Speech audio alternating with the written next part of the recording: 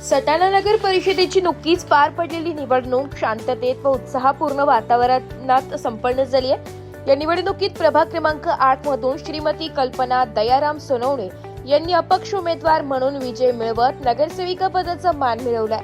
त्यांच्या विजयामुळे प्रभागात आनंदाचे वातावरण निर्माण झाले।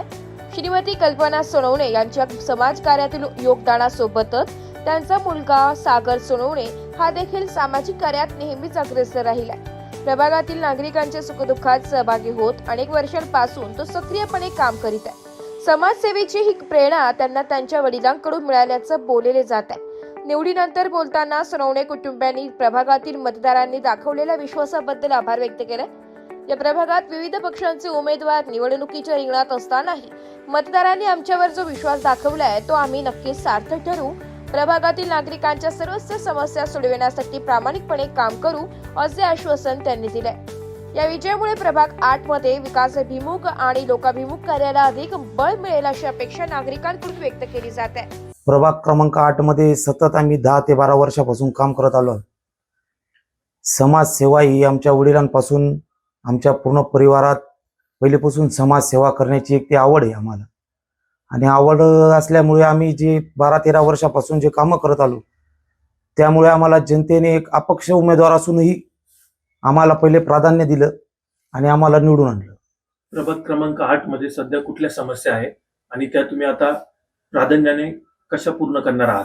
प्रभाग क्रमांक 8 मध्ये जवळपास आता रस्ते, पाणीचा प्रश्न आहे, भुयारी गटरींचा प्रॉब्लेम आहे, त्याच्यानंतर अंडरग्राऊंड फिटिंगचं काम आहे इलेक्ट्रॉनिक असल्यामुळे, आणि आमचं प्रामुख्याने सांगणं म्हणजे आमचा रथमार्ग आहे देवमामलेदार यशवंतराव महाराजांचा, आणि रथाची उंची ती 16 फूट असल्यामुळे वायरिंगचा प्रॉब्लेम खूप मोठ्या प्रमाणात आमच्या प्रभागात आहे 8 नंबरमध्ये।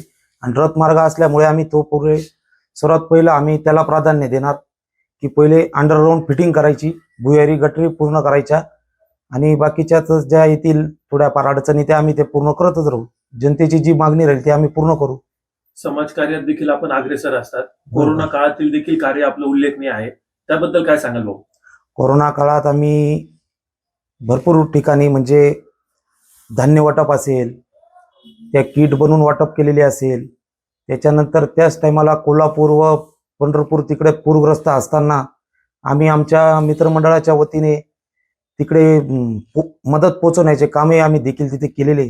कोरोनामध्ये भरपूर मोहीम आम्ही चालवल्या, शिबिर घेतले, डॉक्टरांच्या टीमा आणून आम्ही ते वेळोवेळी तपासणी केली, असे भरपूर कार्य आम्ही कोरोनाच्या पिरियडमध्येही केले। प्रभागात आम्ही महिला बचत गटच्या वतीने आम्ही लघु उद्योगांचे प्रोजेक्ट आम्ही या प्रभागात चालू करणार आहेत। तसे मेळावे देखील आम्ही घेणार आहेत लेडीजांचे, महिलांचे, आणि युवा मुलांसाठी नोकरी संदर्भात कॅम्प घेऊ, तसं आमचे प्रयत्न चालू राहतील।